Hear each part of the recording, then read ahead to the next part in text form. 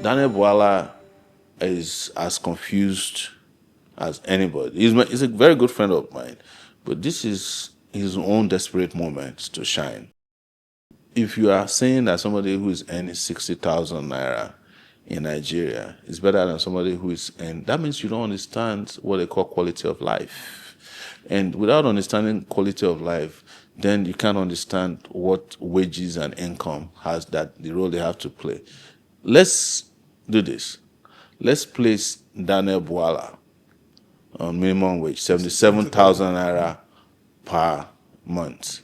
And if you ever hear from him again, let's move from before there. the end of this regime, when I was actively publishing on Sowore Reporters as an investigative reporter, I came upon the first story of Femi Gbajabiamila having stolen his client's money, $25,000. The same Femi Gbajabiamila? Yes. This same Femi Gbajabiamila. Are you sure it's the same person? Yes. So in Atlanta, he stole 25,000 from one of his clients, and that was what led him to run away from the U.S. Came back to Nigeria and joined. What year was this? This must have been in the 2000s. I can't remember the exact year. So when I did the story, I never knew who he was, and then someone called me, Abike Dabiri. The same honorable. Yes, he said Sowore, because I knew him when we were in the student union. He used to work at NTA. You knew her? Yes, I'm sorry, I knew her. And I said, I haven't heard from you in a while. And he said, what did my brother do to you? I said, who's your brother? I said, Waja now. He said there's a story that you wrote about him on Sowore Reporters. Is there any way we can do to help him? Oh, wow. I said, so you know a thief? She laughed. And that was the last I heard of the story. So I wasn't surprised. In fact,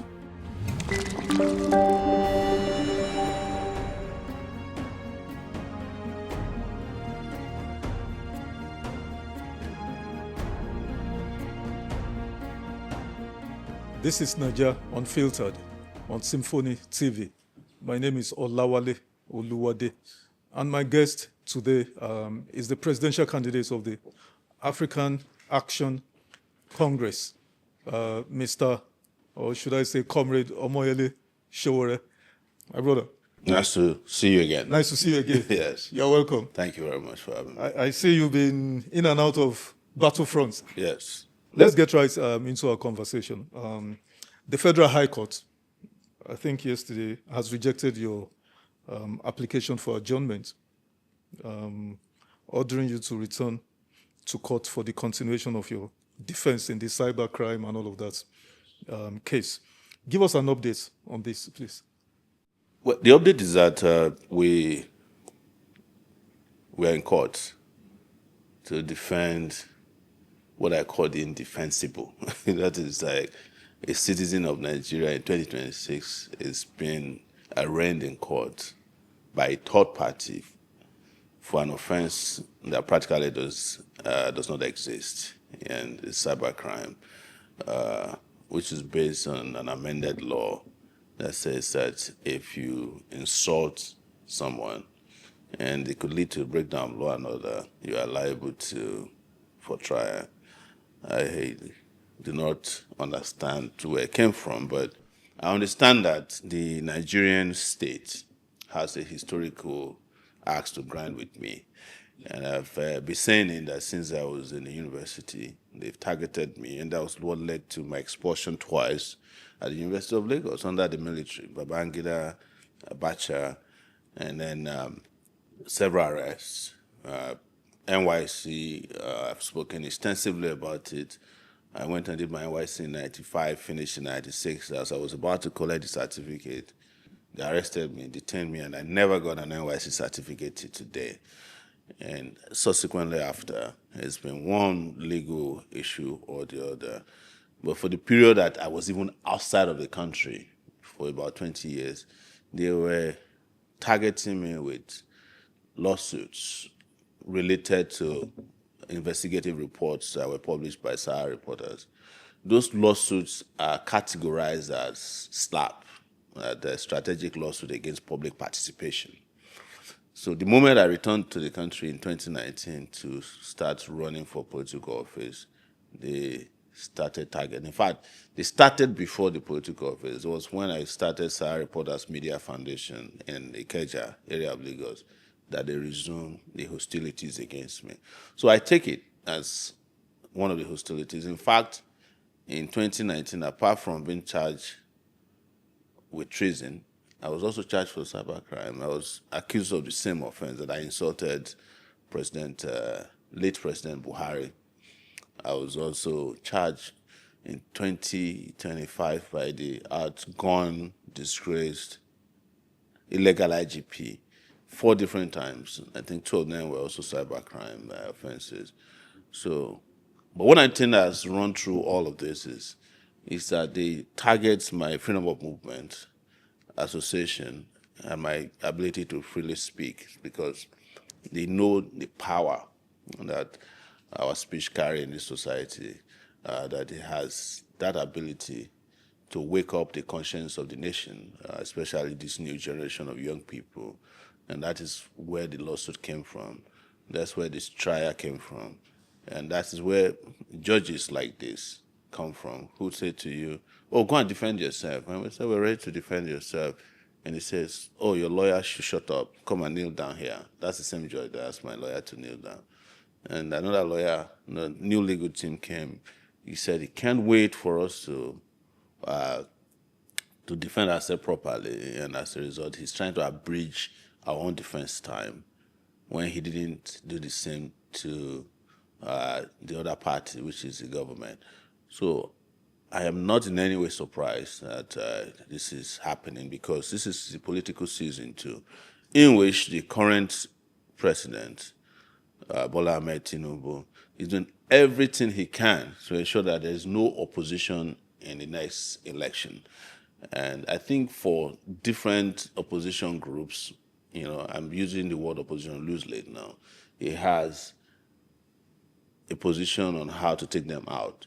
So if he's not using the courts to deregister parties, he's using internal crisis to, timing the ability of the parties to organize. And for a party like ours that is ideologically different, they target the leadership of the party for incarceration and, criminal conviction that in cases that do not exist. So I'm used to it. It's complete political persecution, but mine just have lasted longer than several others. Okay, you said the plaintiff in this case is a third party. Yes. Who is the person? That's the State Security Service, the DSS. The law is explicit. That is the Cybercrime Act of 2015, which was signed into law by Goodluck Jonathan, by the way, that the person who is allegedly offended must be the direct complainant. In fact, that was how we defeated Buhari in 2019, and they had to drop that charge against me. And our argument at that time was very easy, that you cannot come and claim that Buhari would not come and testify or explain himself. And we had a lighter side to it. That how was Buhari cyber stalked or cyber bullied, considering that he has ear infection that he's been treating, so they just quietly dropped it, and eventually they dropped a treason charge. But one thing that is wrong, and that's why we're trying to correct the wrong in the society, is that somebody will be completely brought under false charges, dragged through the courts, and by the time the case is over, the person is found not to have committed an offense, but they have ruined your life, your businesses, they'll try to ruin your reputation as well. And you don't get any respite. When they are done with that first hubris, they come with another one. They just keep coming at you and hoping for what could stick. That's the way I see all of this, yes. Some human rights advocates, civil society groups have said all of these cases are geared towards silencing opposition, just like you referenced, it will seem, there are different approaches To to different, different yes. individuals or political, political parties, yes. and all of that. But do you believe that is actually the case? And why are you playing, in your own specific case, don't you think you're playing into their hands? No, see, you must understand Nigeria historically. Nigeria has defined enemies in different places or categories of intervention. There are people Nigeria defines as enemy of the ruling class from the ethnic angle.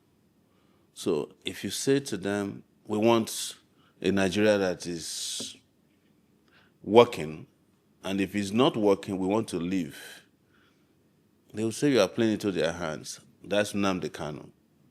The one that said, oh, let's manage our resources. Our environment is being destroyed. Ken Saro-Wiwa. You accuse him of playing to their hands, right? The one who said, we need pure political elections. People like Awolowo. Did he play into their hands when they sent him into prison in 1963? Of course. It's a system. It's a system that is rigged against justice. So anybody who is shallow-minded will say you are playing into their hands. No. What you need to do in Nigeria to be a victim or a villain is to do what is just and right. That's all. And to be consistent about it. The people who will do even worse things, say worse things about Tinubu, people like Remi, SYMFONI, the moment they play the game appropriately, they get into the system and they get rewarded. But those of us who refuse to be part of the rot, the ruination of the nation, we become villains. So you just need to have a good conscience and to be consistent in doing right. To play into their hands is the way Nigeria is. Ask yourself, was Abiola an activist?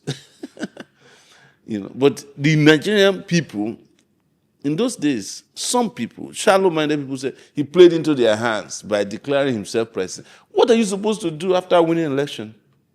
And you know the results of the election. The man who conducted the election came back later and said he won. The man who annulled the election came back later and said he won and apologized. But when Abiola was standing up for his mandate, right, ignoramuses were saying that he was playing into their hands. But have we not come full circle? Should we have allowed the country to be ruined in 1993? Had we had that election honored, our democracy by now would be close to 30-something years old.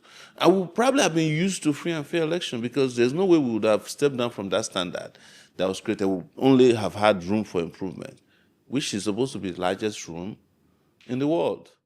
Let me clarify what I meant by playing into their hands.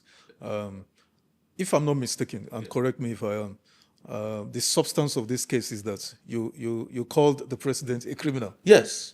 That's it, right? That's correct. Now, I reckon in the court now, you are being asked to produce evidence to back up your claim. No, that's the problem. Okay. The court doesn't want the evidence. No, how? Because the court cannot ask you the lawyer who was presenting the evidence, Marshal Abubakar, young, vibrant lawyer, was the one the judge said, no, I don't want to hear from you again. I'm tired. Don't make any more presentation. And the guy said, no, I'm presenting evidence.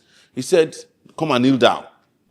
Is that applicable in our judicial system that a judge would ask a lawyer to kneel down? That's what I'm telling you, that if they were interested in proving the case, the judge would not have lost his cool when we were presenting the evidence. We presented evidence in court already up to the points where he has a lawyer to kneel down. And we said, sir, we no longer trust you. This is implicit and explicit bias. We applied. I moved the motion that he should recuse himself. I said no. We wrote to the chief judge. They said no, he should continue with the case. There's no judge in the world who continues with a case legally if they've been accused of bias. Even during the military era, I mentioned Abiola a while ago, when Supreme Court justices were accused of collecting Mercedes-Benz, They said they cannot handle Abiola's case because they cannot prove that they are not biased in that Concord case. So, in this case, this just says no. What I'm trying to tell you is that we were willing and ready, prepared to prove our case. The judge said, no, you can't. You have new lawyers now. We have new lawyers. And they're still going to present the And evidence. that's what the judge doesn't want. The judge is asking us to foreclose our case. The prosecutor is asking us to foreclose our case after 2 appearances of the new lawyers.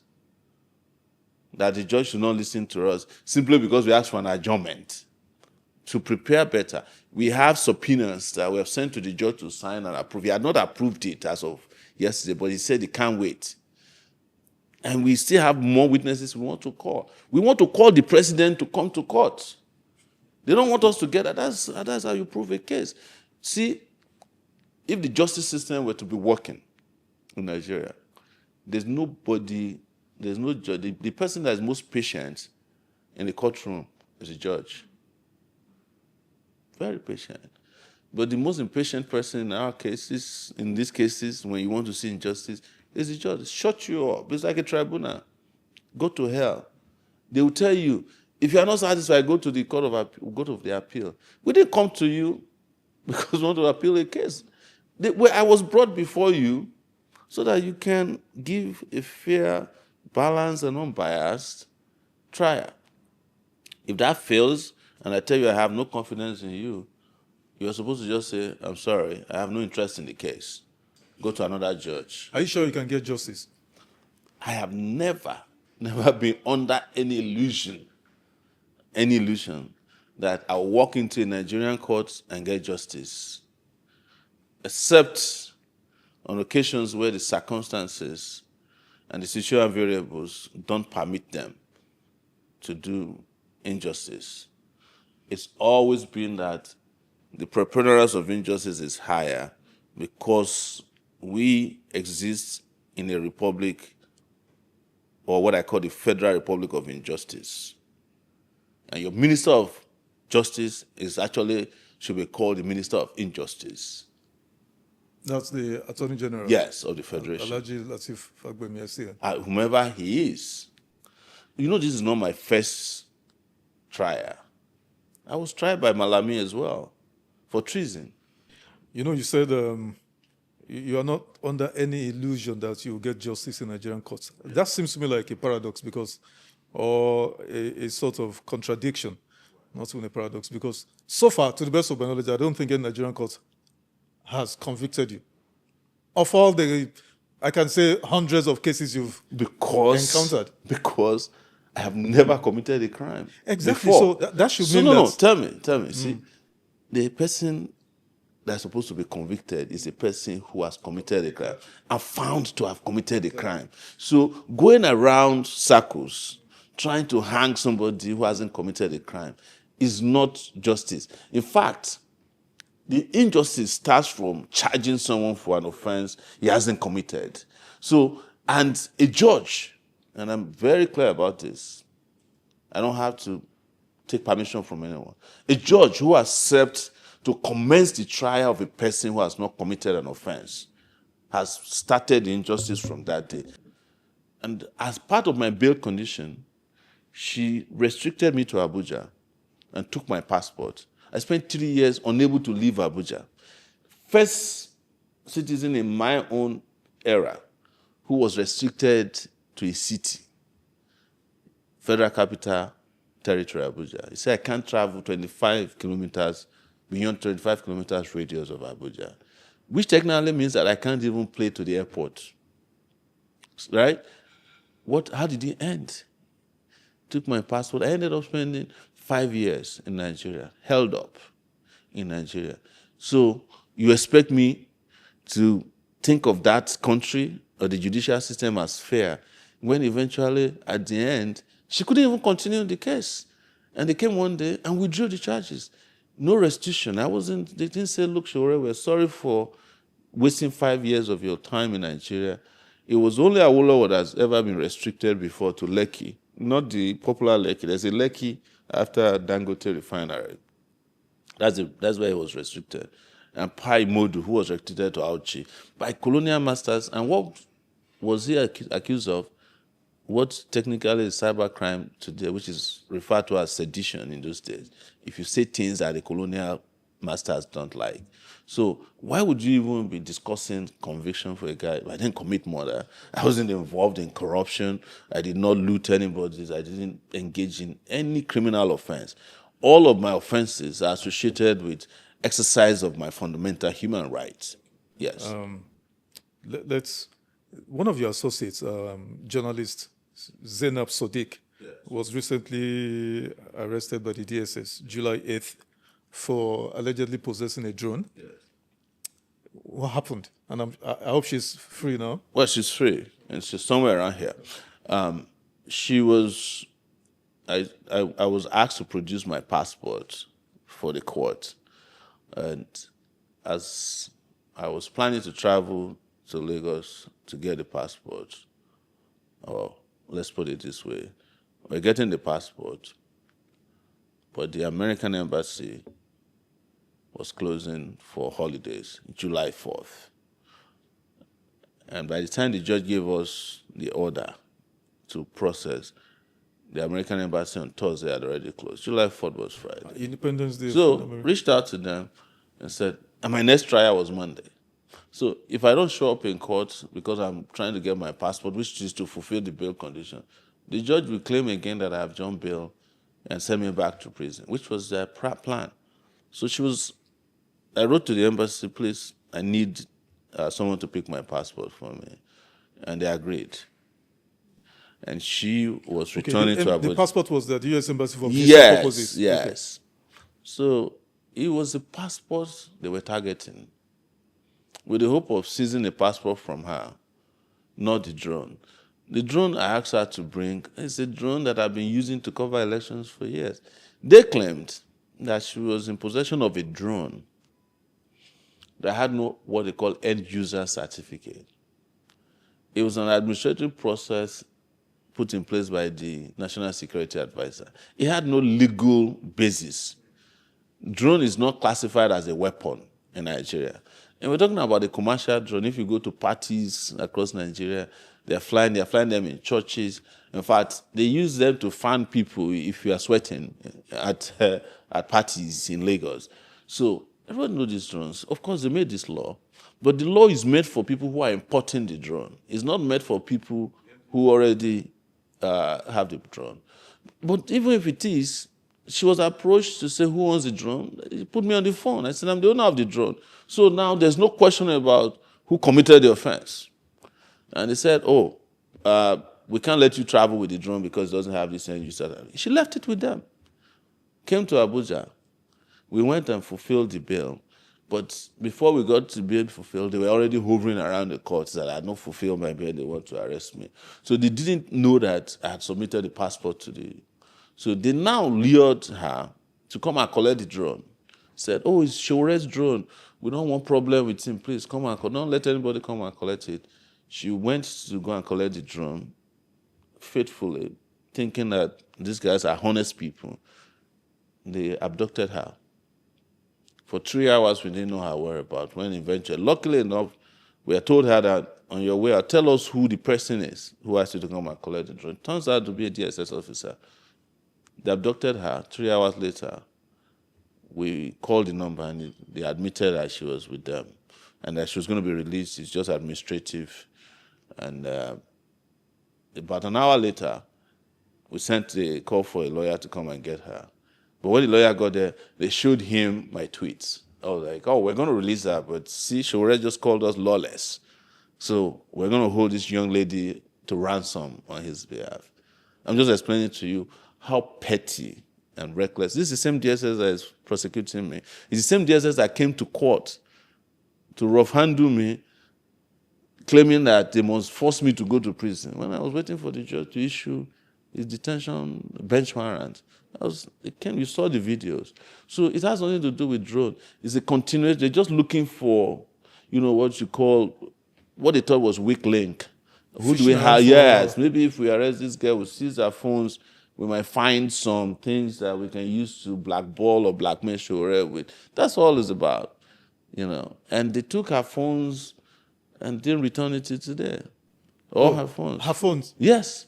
Not returned till today. Why? What's the reason for that? They said that has to be applied for separately. Yes. So this is just their tactic. I know them very well. That's why I call them absolutely lawless organization. But it's only in Nigeria where we can have this bunch of incompetent, shallow-minded people manage to be serious, Sowore, there must be a reason for seizure of our phones. There must be a reason. No reason was adduced. None. She was arrested and detained for 3 days. And when Is she been charged to court for any No, offense? they said we should bring somebody to bail her. We sent shorties there, said this shorty is not qualified. At the end, they ended up detecting which shorty they wanted. And, even though we presented several shorties, they rejected about 4 shorties the first night, and they then called some of our colleagues and said, if she can bring the IPI person, who is my friend Majid. Majid wasn't in town. Majid sent his vice. This is just part of the tactic. You see, this is what they call, counter interpro in those days in the U.S. Interesting. Okay, let's switch gears. How did you receive the news of the successful rescue of the 46 or 47 pupils and their teachers and principal in the Iroele saga? How did that news come to you? Well, it turns out that news came about the same time Zainab was released. So it makes us, for those who are the victims, it's great relief. But those who lost their life, I felt really bad because this shouldn't have happened in the first place. And I do not need to tell people that the reason they abducted and kept for so long was because government failed them. Yeah, government failed them. And anybody who wants to take a political capital out of it by saying you should thank the president as a person I'm upset with. These are the kinds of things that lead to the resignation of government people at all levels, the firing of several people. But the people of Iroele are just the victims who got the loudest complaints. We still have kids that are in captivity for months in Borno State. We have in Kwara State and several other parts of the country. But don't forget that we didn't even get here until we had to declare major protests across the country. It was that they spent 56 days. Yes, it was in one of the protests I was tear gassed and I collapsed. And to take it back, our movements shut down Ibadan several times, and several other Nigerians protested to ensure that this disgraceful abduction of our kids was ended. But my heart goes out to these kids who were unfortunate to become victims of negligence and incompetence of our security agencies, the commander-in-chief, and those who ordinarily should protect them, including the governor of the state, particularly those who lost their life in the process. I feel like somebody in government is experimenting with lives in this country, and everybody is like a guinea pig in this country, and we hope it doesn't get to everybody. But if we keep going this way, it's going to get worse. Yeah. I'm worried, and many Nigerians are worried, not just, I'm sure you're worried as well, that outlaws, bandits, kidnappers, terrorists, insurgents could actually kidnap not 1, not 5, not 10, scores of Nigerians, and they would keep them in captivity for days, months. Some, victims, some kidnapped victims have been in captivity for months now. Borno. And there's several of them that you and I don't even know about. Know about, yes, exactly. Yes. So my next question, Comrade Sowore, is that assess President Tinubu's performance in the last 3 years on insecurity, on the economy, mass poverty, and the rest of them. Tinubu came to fail. He came to fail. Fail, yes. And because... Or he was overwhelmed by what he met on ground? Well, I don't think he was overwhelmed. I think ab initio, he was not competent to do this job. But he said Emilio Kan. Yes, because That's how to politically appeal to his base. All these politicians, they have their base, and there's something we call red meat. So to ginger them, let's use Nigerian parlance, you have to throw red meat to your base. And the word that was red meat to his base was a Milocon, it's my turn. And they could resonate with it because he had been one of the political undertakers for several of his colleagues who came to, particularly Buhari. So that reference was to Buhari and his refusal to openly endorse him for president, as he had expected. But he was never competent to do this job. And that's why I said he came to fail. And all the signs were there during the elections, the way he answered questions, the way he was unable to articulate anything. And some people have said that they were deliberate, so that people didn't ask serious questions, and I knew it and spoke against it, and I predicted everything that happened now. Now, this guy, I even went on Yoruba radio stations in Ibadan, Lagos in those days and said, what the Yorubas call a Milokon will become a Nikon Loba. Yes, which in English means you said it's your turn, but you soon discover that it is a person who gets touched that will feel it. So that's how to paraphrase it. And it has come to pass because this problem has moved beyond the natural theater of kidnapping, banditry, and terrorism to every household. I mean, nobody probably thought in their widest imagination that bandits will kidnap kids in Oyo State and keep them in Oyo Forest for 56 days. And the combined forces of the federal government could not penetrate just that circle to get these kids out. In fact, the bandits reportedly killed soldiers who were trying to rescue several times. And I have no doubt, and I'll say this, that I'm sure that this release was negotiated between the government and these bandits are somewhere probably smiling to the bank. No, but that's not the reports we got. There was a shootout. Reportedly, there was a shootout. We lost one or two soldiers, even maybe an officer. And then, of course, some of the bandits were, neutralized. Some of them captured. Did you see them captured? We see some of them captured. You saw them? We saw them pick videos. I don't know, but we saw videos. And they told you they're captured from that place. We saw. There was a time we used to trace DSS, when DSS used to parade terrorists. Yeah. And there was a time they paraded some terrorists. We took the pictures, and then another year later, that's Mary Oga, that notorious DSS, and we discovered that the same people they paraded the last time. So there's a cell where they keep people for parade. So when it's their time, they just come out. You can't verify this. Well, I could tell you that because I know them very well. Yes. Anyway, so you're not impressed with the president's handling of the country in the area of insecurity. What about the economy? They are pointing at achievements. GDP has come down. GDP has grown. Inflation rate has come down. They are building roads. They are giving student loans. And, the Naira is firm, is steady, even though it's high, but it's steady anyway. And then, of course, the FX balance, foreign exchange. Do you know what foreign exchange is? Do you know what foreign exchange is? It's the credit card for the ostentatious life of the elite. It's the cash backing so that whatever you bring in, and let me explain why. It's the reason that, Nigeria has almost the highest interest rates for fixed deposits. They can tell you, America is about 4 to 5%. Nigeria can tell you that they want, if you put money in a bank, that they'll give you 26% or some high amount.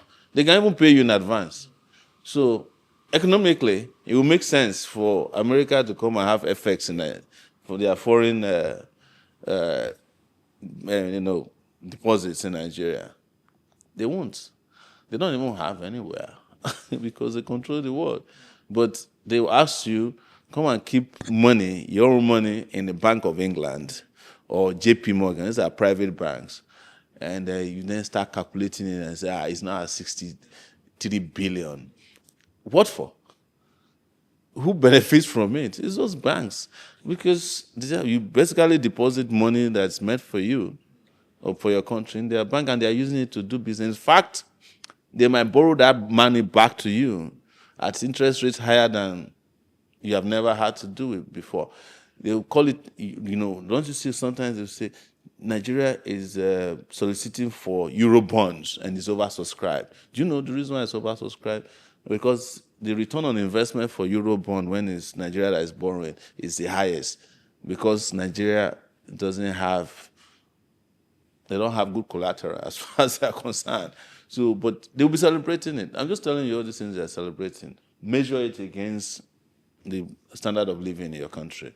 Is your life better? Can you travel on those roads? Can you really travel from one part of the country to, can you get a job? Can you sustain a job?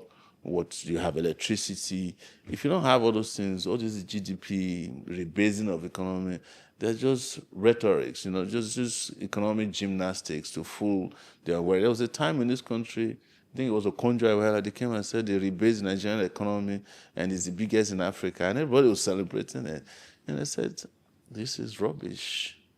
Because in South Africa that you claim you are bigger than, ask them, what is their per capita kilowatt in electricity compared to yours? It's higher. So it's just like somebody who has 20,000 naira, who decided that he wants to increase the value of the money by adding zero to make it 200,000 naira. But when you go and use the money to buy something, you still have 20,000 naira technically. That's what rebasing is about. But they know what they're doing because they have a country to fool. The World Bank, who is their boss, IMF, who is their supervisor, said that these guys cannot account for 8.3 trillion naira, 8.8 trillion naira. The National Assembly, which is a rubber stamp, says to you that 210 trillion naira is missing from NNPC. They can't even get the guy who was the chairman, who was the GMD of NNPC at that time, to come and appear before them. We have several of these corruption stories that are going on. We just read from a newspaper yesterday that the chief of staff took 54 billion naira from NOPRE. We have allegations that he took 400 million naira from a person to sell a position that doesn't exist, fake agency, to him. Those are the real issues. And Nigeria's population that is in multidimensional poverty is about to increase from 100 million to 140 million people out of 200 million. Those are the statistics we should be looking at, not the ones that they are making up. Even their statistics section here, I don't know what they call it, something. NBS, Nigerian Bureau of Statistics. They have, if you look at what they have been churning out, they had variance with all these lies. Okay, 1 minute, Mr. Sowore. The Lagos Calabar Coastal Highway. Yeah. You don't believe it's a legacy project? It's for the benefit of Nigeria. It will turn around. It's a magic that will do wonders for Nigerian economy. I was the one who proposed that there will be a Badagry Calabar expressway that will start from the border. But so that you know, the Lagos Calabar Highway is not Tinubu's idea. It's not even my idea. It was the West Africa Coastal Highway that was established, I think, in 1985 or so. The section that Tinubu started from Lagos was supposed to start from Ivory Coast and go all the way to Calabar. And subsequently, even was supposed to get up to South Africa if they did it. It was supposed to be accompanied by a fast train. So what Tinubu did, he was building a bundugo. What's the bundugo? It's called Eco-Atlantic. Yeah. Yes. It's supposed to be some land that bigger than Victoria land that they are recovering from the Atlantic Ocean. Foolish idea. Because why are you recovering land from Atlantic Ocean when there's land, dry land in your country? But let's wait for a moment and say it makes sense. It was for Tinubu to connect that bundugo with another real estate that you people don't really know much about that belongs to them, Dangote Refinery and the Lagos export zone in the airport area. And they are planning also an airport in that area. So this idea was primarily to construct that 47 to 50 kilometer to connect that place. It was your outcry, my outcry, and the revelations that we had that made them to extend it to Calabar, and they started now digging. I can predict, and I'm not a prophet of doom, that these guys will not even do 400 kilometers before they pack up. You know, it will be one of the White Elephant projects. They're also building another one from Sokoto. Yes, Badagry to Sokoto. Do I want this? These are things I predicted and want to do. In fact, my own idea of an interstate highway for Nigeria is for every state to be connected by dual carriageway. That was how America revived its country. And to have a triangular highway, which will be Badagry to Calabar, and from Calabar to Sokoto, and Sokoto back to Badagry. But it should not be a no-bid contract. And secondly, we should have considered, instead of just a highway, high-speed trains, so that I can kick off my shoes and travel from Lagos to Calabar in 4 hours, which Morocco and Algeria is still doing. This World Cup that we're watching led me to watch the train system in Morocco, Senegal. These are countries that technically are not in any way close to even the economy of Lagos. And because of their desire to build the Lagos-Calabar Expressway in their own way, which is shady and opaque, they did not do environmental impact assessment. And without doing that, you cannot discover the volume of water that needs to come in. Though they said they have anyway. They said they did. Well, this Lagos flooding that happened recently has been connected to the horrid manner the road was built, because there are probably not enough drainage. Yes. If you go to Eco Atlantic, they have a massive drainage there. It's already falling apart. So whomever is living in Lagos, I'll predict again, you better go and learn how to do scuba diving. Because I'm a geographer. That's my first degree, and we did a whole year of what they call geography of Lagos State, and we had seen all this. I'm a town and regional planner. I did groundwater hydrology, and I can tell you that the interferences that are happening in terms of this incompetent development is going to imperil human life. What I would have done differently, just so that Nigerians would know, is that I would have built that highway. And if you look at the one they are building now, very small. Mine would have been 6 lanes on both sides. But I would have also built 1 million houses along that, so that it would be a linear settlement, well-planned, great drainage, has some schools, airports, what I call mixed income housing. Rich and the poor can live together. Because the idea of a rich man living in a place and the poor living, far away and trying to get to work should not even exist. We'll come back and talk about it some other time. But let me ask you quickly. The First Lady, Senator Remi Tinubu, trying to help Nigerians economically, advised that Nigerians should not resist the idea of dabbling into small-scale businesses, frying akara, bean cakes in English, in local parlance we call it akara. Yes. Frying akara, selling kuli, roasting corn, and all of that. Take this together, respond to that, and also the president's media advisor, Daniel Bwala, over the weekend said at a program in Lagos, Morale showed that a Nigerian who earned 60,000, way below the minimum wage, 70,000 naira, is fares better than anybody in the UK who is earning 2,600 pounds sterling a month. Respond to this. These are people who are confused, and their level of confusion is beclouding their sense of reasoning. Right? The truth is that you can't blame Madam Tinubu. She doesn't understand the meaning of small businesses or small-scale businesses. As far as she's concerned, small-scale businesses are businesses that are in front of your door. That's not small-scale business. In fact, technology has advanced so much now that if Nigeria had electricity, right, had its infrastructure in place, a lot of people could be working with companies abroad without you knowing them, and they'll be living better. But MTN is going to kill you. Airtel, there was a girl who was crying the other day that she was working abroad, but one of the projects she was doing got taken away because data was a problem. So they are not thinking futuristically. They are cocooned to feel that the people who are frying akara and kuli kuli those are not small business people. Those are people who are trying to survive. Uh, don't get me wrong. There's nothing wrong with baking beans. In fact, it is possible these days for you to bake beans without anybody knowing that you are doing it in front of your house. Technology can make you bake beans, deliver it to people across, and you can become a millionaire. But like I said, she's speaking to her base. They are campaigning, and they are campaigning to the poor to keep having the hope that one day they will make it. It's just like going to a church. One church I watched one day, one guy was saying, by next year, everybody in this church will have a Rolls Royce. And everybody said, amen. And over 2,000 people there.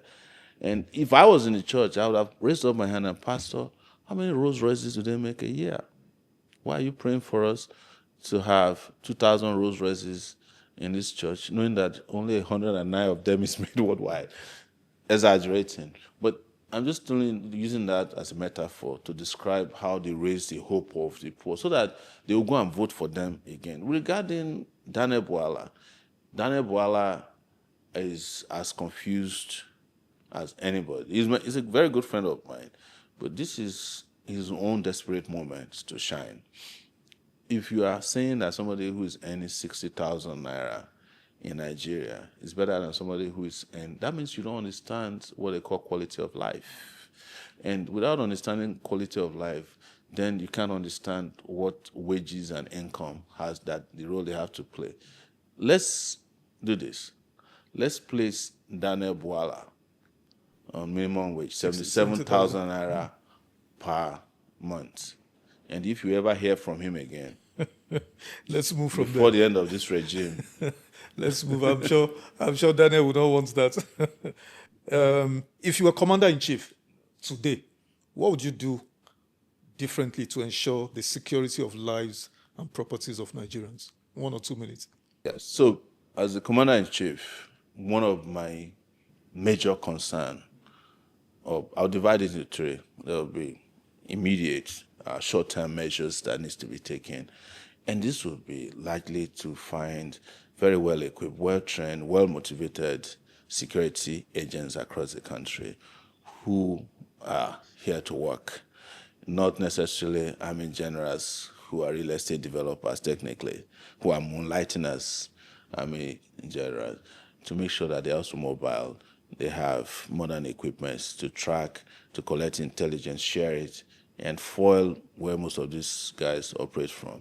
And where you find them, you should also have immediate legal systems in place to try expeditiously anybody who has committed a crime and pay for it. If you're a kidnapper, we don't waste time with you, but we'll make sure that innocent people are not caught up in the trial system, because that's why the police is a problem for me. Because if you have 250,000 policemen, technically only 210,000, but there are guys that are collecting money for who don't exist. A lot of them are ghost workers with ghost pay. You are supposed to be everywhere. 200,000 policemen that are well equipped, well motivated. And that's why I propose 500,000 naira minimum wage for anybody who is working in this country. They are well motivated, they are well equipped to rapidly respond to any terrorist activity. One of the things that is absent in Nigeria is that if you're in trouble, you have nobody to call. And if you call anybody, they will not respond because they don't have vehicles. Look, an average DPO gets maybe 40,000 naira to run his police station. What are you going to do with 40,000? So you leave them to send even the officers to go and extort money for the DPO, and the DPO extort money he gives to the area commander, and the area commander extorts and gives to the CP. You have a police force where people are no longer doing police work. They are just businessmen and women. And the second aspect is, of course, the medium term, is to locate areas of problems, hotspots, and deploy appropriate force to deal so that they don't spread. Yes, because these guys move. You move, we move with them. I'll have drones all over. I'm not talking about the drone they seized from Zainab. I'm talking about military-grade drones that can be in the air for up to 10 hours, monitoring people both day and night. If you are moving in the bush, they can detect you even when you think you're not detected through infrared technology.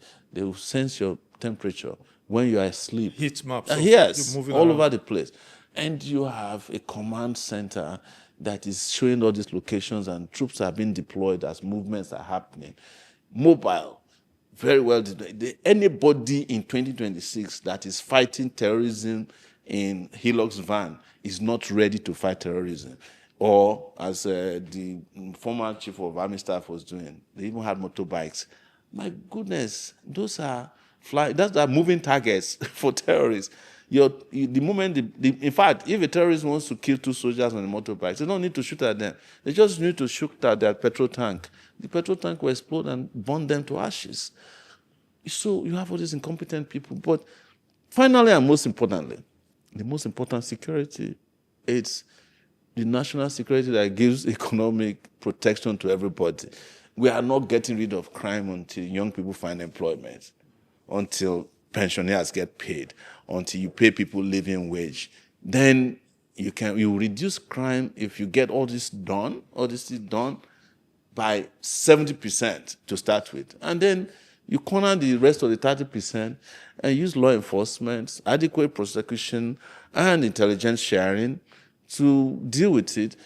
And you can live in peace, prosperity, and progress forever and ever. I couldn't agree anymore with you on the last point, which is the third point, which is unless we tackle mass poverty, inequality in our society, we are not going anywhere. I couldn't agree more with you. Most commentators, most policy people, even in government, don't look. Let me tell you, China used to rely on guns, and they finally came to be at peace with their populace when they started relying on economic development.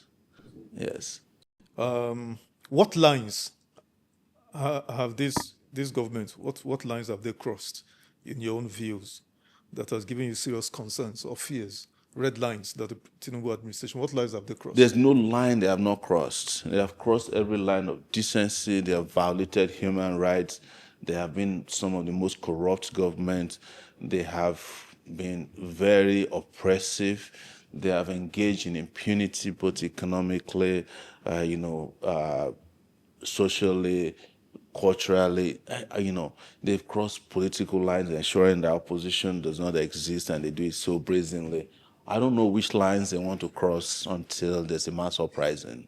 Have we had any government? Because I've heard people sit where you sit now. People sat where you sit now. Tell me that. I had a professor here, actually, Professor Jibrin Ibrahim, who said he has not experienced any government in the history of Nigeria such as this. Do you agree? I agree with him. Wow. There's no government that has been as brazen as the Tinubu government. I think the only thing Tinubu prepared himself for in coming to power, apart from failure, is to be as brazen as possible. And when people are that brazen, you have to quickly check something. It might be that they don't have time. Yeah. Because it's almost like suicidal, like they just tell them, go and do this, go and do that. When they were trying Nnamdi Kanu, they sent a message to me that they're going to kill him. So when we did that protest, they claim it was what made them change their position and said that, they would take him, put him in life imprisonment. They didn't flinch. The Tinubu regime, for the first time in the history of Nigeria, carried 14-year kids from Kano and Kaduna and charged them for treason. That's never happened before. That minors were charged for treason. So what is it that they haven't done? Okay, for brevity of time, let's if you are president again, let me put you on the spot. Don't give explanations. Just mention 2 or 3 top priority agenda economically. Top 3 priority agenda economically. Just mention them. So I'm not talking economics. I'm talking about human development. Developments, yeah. Yes, and building the capacity for. And my top priority will be electricity. You know, power and let's break it down. Energy, because maybe electricity looks so simple. It is now welded into energy, and then education, because for you to help the country develop, you have to develop the manpower that will keep even the electricities and the power system running. You have to produce doctors, engineers, and that will be followed by food security, in such a way that everybody who wants to work can They'll eat. have something in their stomach. Yes. So, and Very then true. healthcare, Yeah. and All of those will, agriculture, all of and those will come. yes. Okay, let's speak about 1 minute or two on the first on electricity. Your fellow contestant, Mr. Peter Obi of the NDC, says he will do 10,000 megawatts in 4 years. How many would you do? No, as of 2019, I was promising 25,000, because mine is going to not be just numbers. It's going to be diverse and very revolutionary electrical generation agenda. And one is to look at which part of the country you are. In the north, I'm going to set up solar farms. So you're talking about an effective energy mix. Mix, yes. Okay. And most importantly, I'm going to completely destroy this thing they call national grids and break it into street grids, and I've also spoken about the retailing of electricity, which most people don't understand. That an average person, yourself, may not need to drive Uber for extra income. That you can actually grow electricity on your roof and sell to your street grid or to the national grid, and we pay you for it. So mine will be an average of 30 to 40,000 megawatts of electricity in 4 years. Yes. Fantastic. And you have a plan for this already? Absolutely. Like I said, we'll come back some other time. And the difference between me and your candidate or your person is I don't have a that candidate. I'm just saying is that I can tell you that anytime if you wake me up in the night, I won't say that it's hidden, because these ideas we are propounding is meant for the future. And we won't be here forever. Maybe there's another generation that needs to take a baton for us. We owe them a duty to say, look, this is the knowledge we have about how we can make this country work, and you can take it from us whenever we get tired or we no longer exist. Yes. We need to get your opinion, Comrade Sowore, on this raging controversy involving the president's chief of staff, Mr. Gbajabiamila, involving a certain Prince Adeyemi, who claimed he gave 400 million naira to get the job as Director General of the Presidential Foreign Intervention or Investment Protection Promotion Council, remaining an outstanding 200 million to pay, even though he has been denied by the presidency and all of those. The middleman he gave the 400 million to pass on to Mr. Gbajabiamila died under mysterious circumstances in a hotel in Utako. We later on got to know, even yesterday, by this same man, that the hotel was hurriedly pulled down. Wow. And all of those. I have been in prison. And the parents have been arrested. Anyway, so how did you receive all of this? And what's your feedback? Nothing was a surprise to me. And the reason that was that when I was actively publishing on Sowore Reporters as an investigative reporter, I came upon the first story of Femi Gbajabiamila having stolen his his client's money, $25,000. The same Femi Gbajabiamila? Yes. This same Femi Gbajabiamila. Are you sure it's the same person? Yes. So in Atlanta, he stole 25,000 from one of his clients. And that was what led him to run away from the U.S. Came back to Nigeria and joined. What year was this? This must have been in the 2000s. I can't remember the exact year. So when I did the story, I never knew who he was. And then someone called me, Abike Dabiri. The same honorable? Yes. He said, Sowore, because I knew him when we were in the student union. He used to work at NTA. You knew her? Abike? Yes. Okay. I'm sorry, I knew her. And I said, I haven't heard from you in a while. And he said, what did my brother do to you? I said, who's your brother? I said, Gbaja now. He said there's a story that you wrote about him on Sowore Reporters. Is there any way we can do to help him? Oh, wow. I said, so you know a thief? She laughed, and that was last I heard of the story.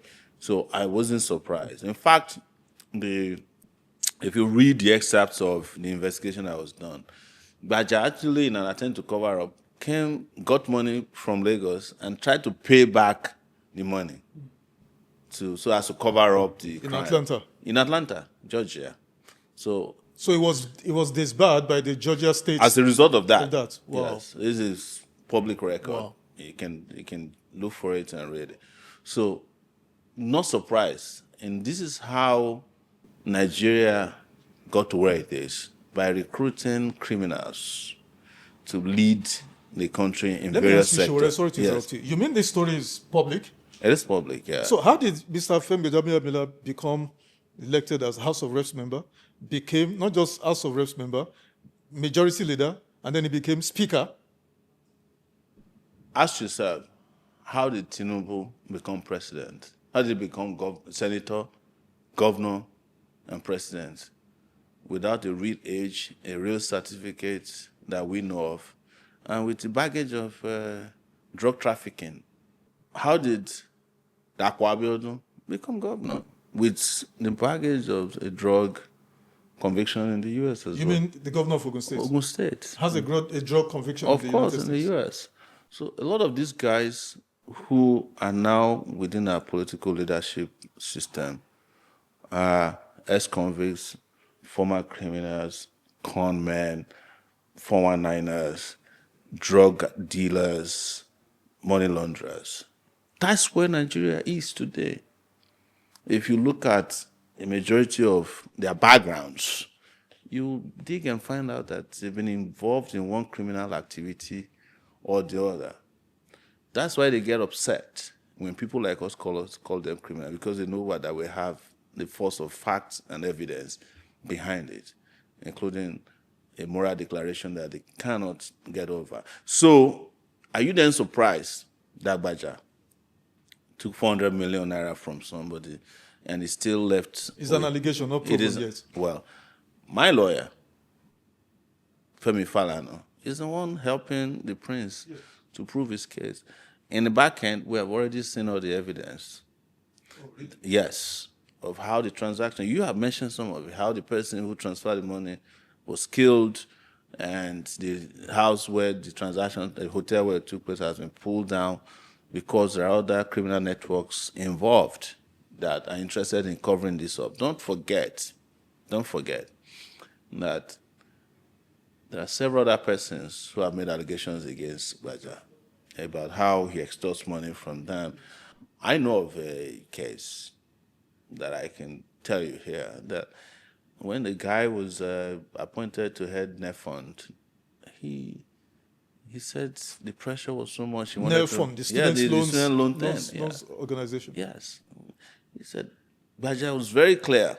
There's been another story of a guy, Obaze, who was investigating Buhari's former private secretary, that one that used to sell recharge card, who became a billionaire, Tunde Sabiu. They call him Tunde Idiagbon. Was born around the time Idiagbon was deputy to Buhari. And Obaze was investigating him. He had already agreed to part with some money, properties, and at the point, they said, but I sent a message to him that he should not talk to Obaze anymore. He should talk to him directly, and they can settle this. That was how Tunde Idiagbon never appeared in the radar of the corrupt Any guy. of the investigative Even that agencies? happened. Gbaja was the one who killed that investigation, took his own share of the money. This is just allegation, Sowore. When you are talking to Sowore, you can remove allegation because I exist. You can come and sue me if you think I lied against you. That's why you see I get upset, absolutely upset, when I see the justice system, the security system weaponized against all these small boys who send people to its prison, when the real criminals, are there. There's a boy we just went and freed yesterday. He said he cloned the voice of the president. He's been in jail for 2 months. We got him freed yesterday. There's a guy they call DJ Chicken in Lagos. He said he wants to kill Sheyi Tinubu. How is that You see, even if somebody threatens to kill somebody, and the police gets there and discover it doesn't have the capacity, you don't even arrest the person. But these guys are just social media content creators. And trust me, if these content creators don't exist, we will have no economy that keeps them busy. Imagine if all these guys are also engaging in terrorism, because there's now an entire economics model that is helping Nigeria that Nigeria hasn't really paid attention to. But they shouldn't break the law anyway, even when There's no law broken. But Sowore, let's focus on this. And the real lawbreakers are the ones we are mentioning now. I want you to... The ones who are going to pull down hotels where very egregious criminal transactions took place, and they got away with it. I want you to comment on the fact that the president said eventually, belatedly, but eventually did mandate the ICPC to investigate this matter and report back in 30 days. So he's still in office. He's been saddled with 2 committees in recent time. One of it was a 10 billion naira Ebola fund. Gbajabiamila is not a doctor. Police and there's another one. Yes, and the president is deceiving people by saying them. Let me give you an analogy. My grandmom used to fish, and she put plenty of fish to dry. And she had a cat that she trusted. Only for my grandmom to meet the cat one day. And the rats in the house were helping the cat to remove fire from underneath the fish. That's where the Tinubu regime has gotten to.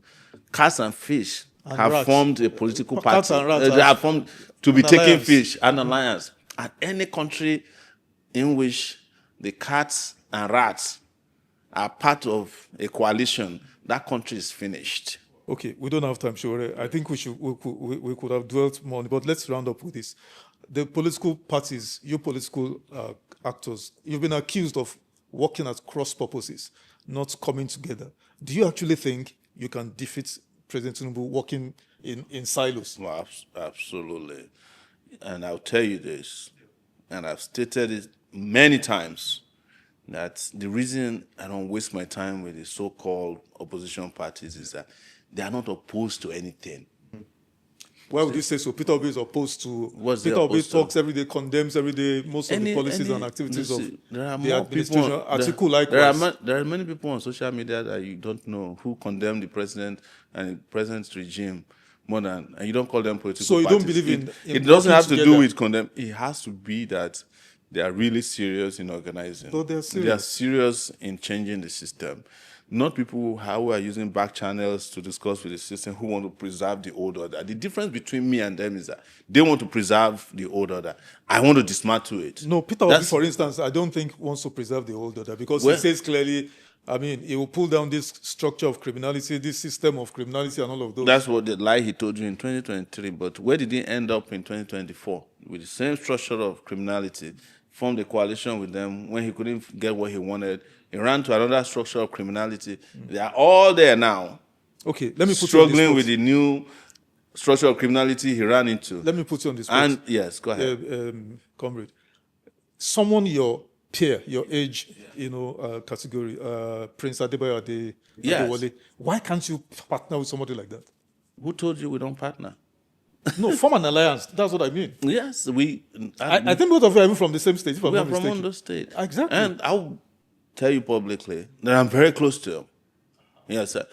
But we understand each other to the point that we have different political trajectories that we can all travel and arrive at the same destination. That's an understanding we have. I'm close to him.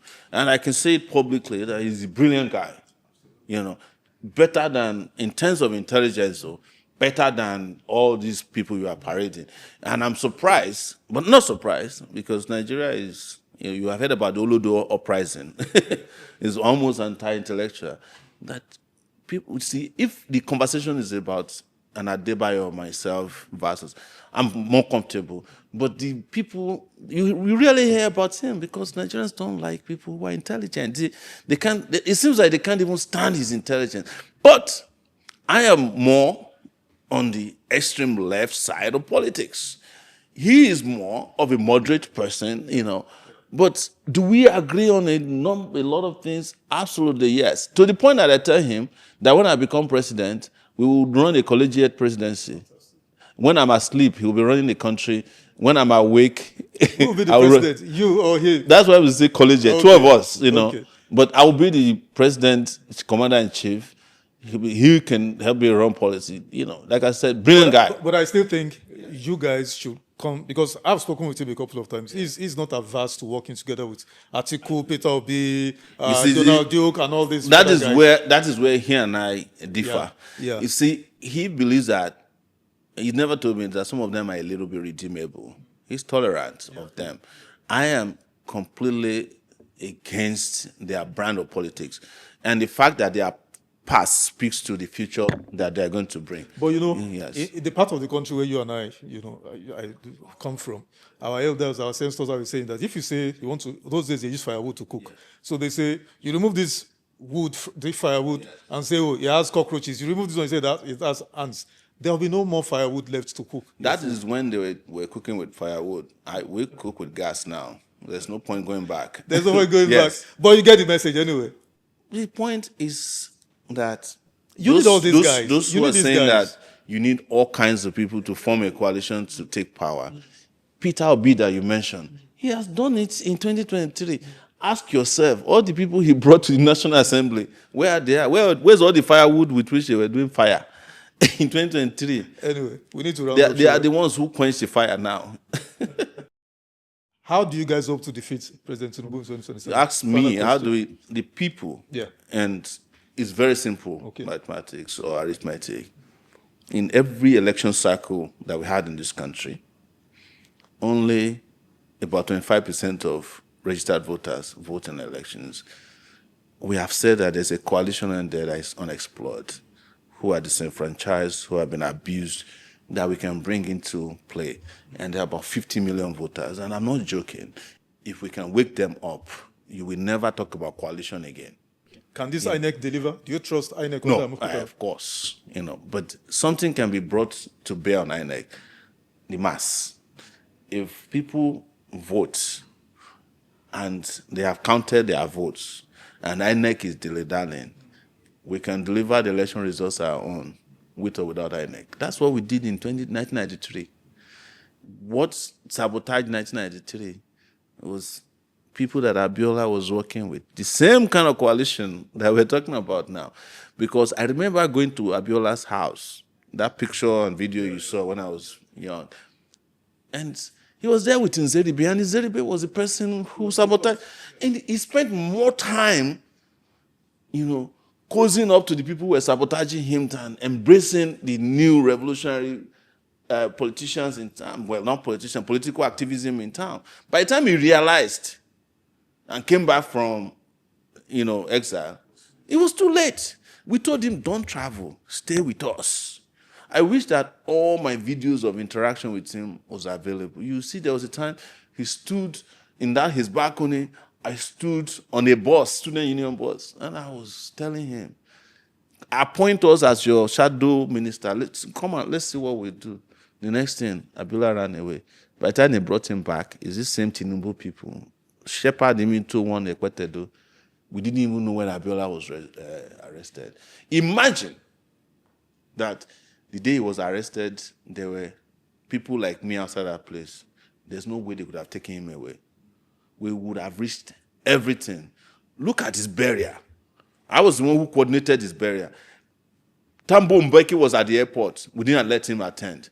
Abacha sent the delegation. They couldn't enter his house. The evidence is there. So there's no way during our time that if they hadn't done what they did, that they would have been able to take Abiola. So 2027, you can secure? Absolutely. If the Nigerian people are ready, we'll secure our mandate even before 2027. We'll just be waiting for an announcement. Fantastic. Nice place to anchor, Sowore. Thank you so much. Let's do this again soon as we run down towards the elections. Let's do this again. Thank you for coming, Sowore. Thank you for really bringing appreciate it. Yes.